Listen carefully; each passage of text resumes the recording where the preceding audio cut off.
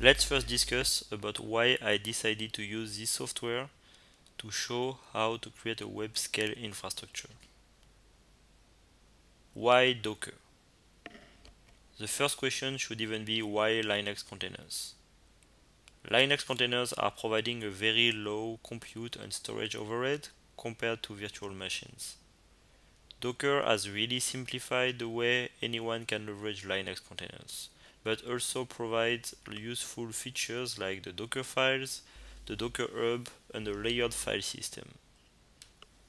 In my setup, I use a private Docker registry which is storing the images on Viper using the Amazon S3 API, as described in my previous post. Why CoreOS? All the components will run in Docker containers, so you could say that the operating system isn't really important. But CoreOS is providing many advantages. Automatically update the entire OS as a single unit instead of the package by package, and can even reboot the system if you don't have any SPOF in your infrastructure. Include etcd for service discovery, which is also used by vulkan-d and even by Mesos in this setup. Include systemd and Fleet, a tool that presents your entire cluster as a single init system.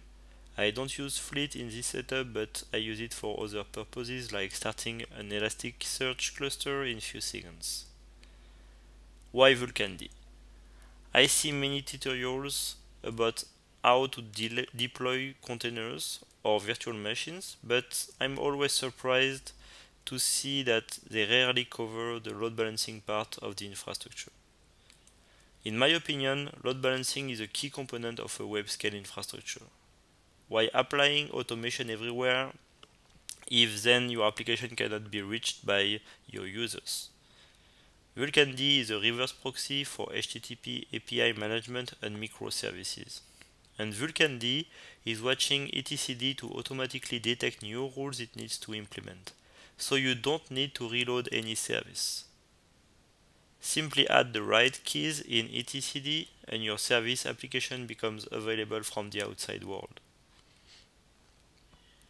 Why Mesos? There are few different options to automate Docker container deployments, and I have evaluated 3 options. Fleet. This is natively provided by CoreOS and is a good option if you want to start containers and you want to manually specify the port to use on the host side. Kubernetes. This is probably one of the most promising options, but is still at too early stage. Mesos. The native container support has just been added, but Mesos is already a robust platform and can be used to deploy other workloads like Hadoop. Why object storage? Using the different software above, an application can be deployed, scaled easily, and accessed from the outside world in few seconds. But what about the data? Structured content would probably be stored in a distributed database, like MongoDB, for example. Unstructured content is traditionally stored in either a local file system, a NAS share, or in object storage. A local file system doesn't work as a container can be deployed on any node in the cluster. A NAS share could technically work, but would be very complex. For example, the share would have to be mounted on all the hosts. Then you would have to specify the volume for each container, run the container in privileged mode, etc.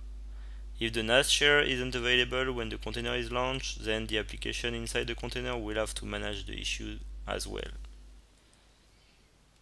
On the other side, object storage can be used by any application from any container, is highly available due to the use of load balancers, doesn't require any provisioning, and accelerate the development cycle of the application. Why? Because the developer doesn't have to think about the way data should be stored, to manage a directory structure, and so on. Also, I've developed a web application which shows how an application can manage uploads and downloads without being in a data path. I'll run this application in this setup later.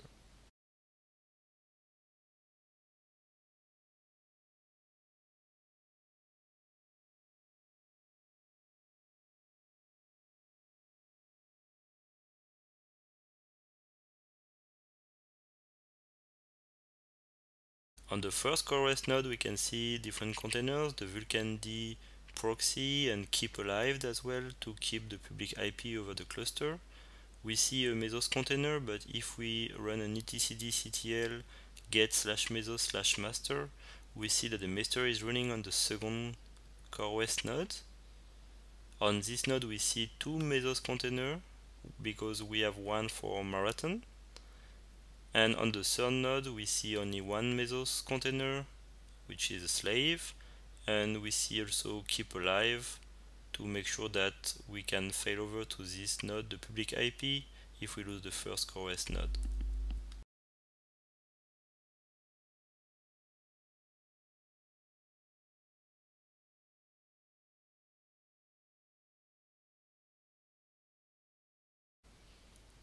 So what are the different steps? First, creating a Docker image for my web application. I build the image using the nocache parameter to make sure the latest source code is cloned from GitHub.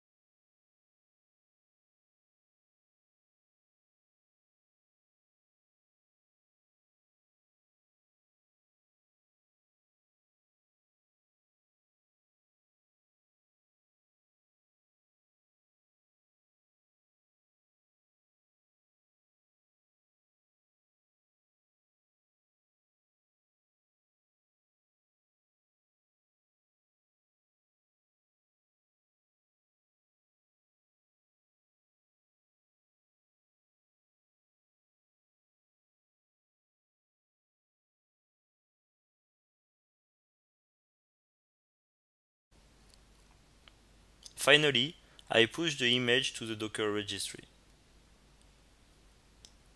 I've specified a tag 2.0 to make sure each node of the cluster will pull the latest version from the private Docker registry.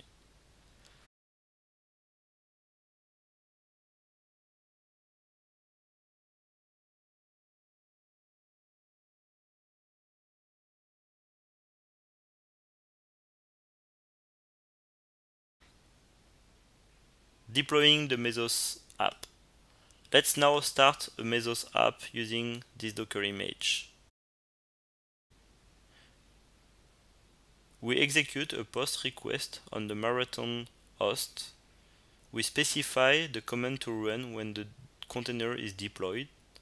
We specify the number of CPU, the memory, and also the Docker image. But we also specify the port that will be used inside. This is the port where the application is listening. And we specify the else checks to run when the container is deployed to make sure that the container is running correctly and the web application inside the container is running correctly. As soon as the Mesos app is started, the Mesos Marathon UI displays the status of the application. After a few seconds, the app is deployed and the Docker host and port are displayed.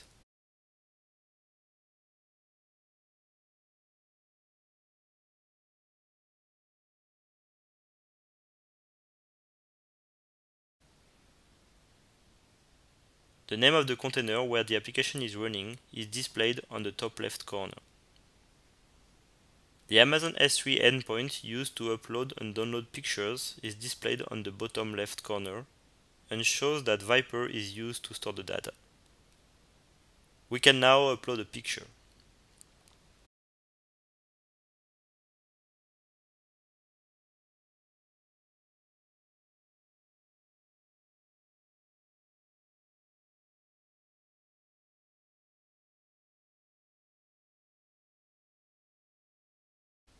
The code sent to the internet browser by the web application to allow the browser to upload the picture directly to the object storage platform is displayed on the screen, and we can see that the URL is the URL of the object storage platform, and we can also see the authorization header that contains the signature computed by the server for the browser.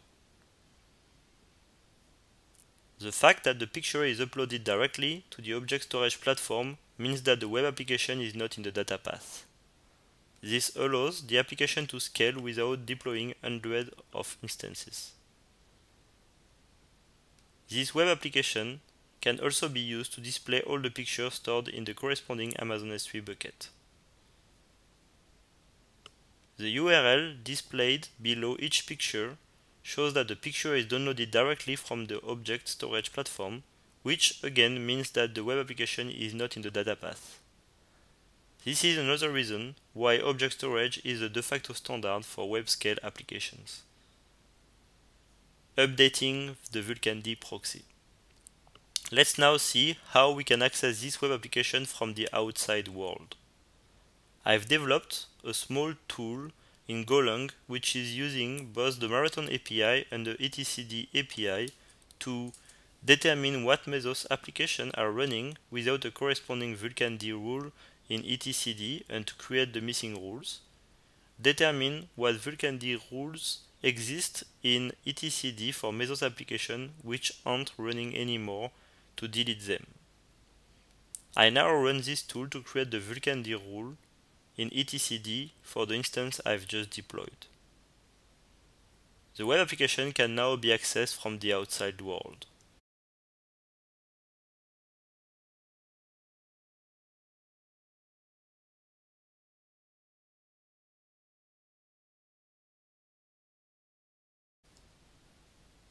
Scaling the Mesos app. One of the beauty of Mesos is its ability to scale easily the number of instances of an application currently running.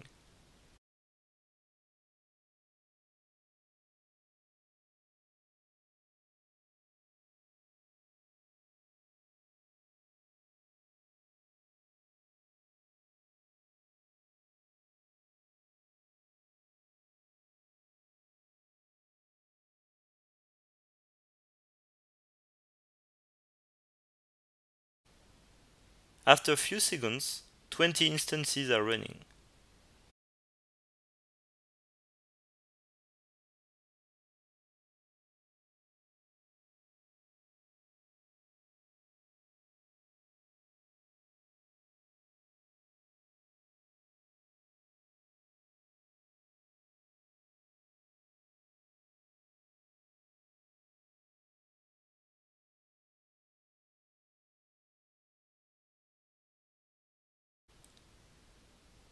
I need to run my tool again to update the vulkand rules.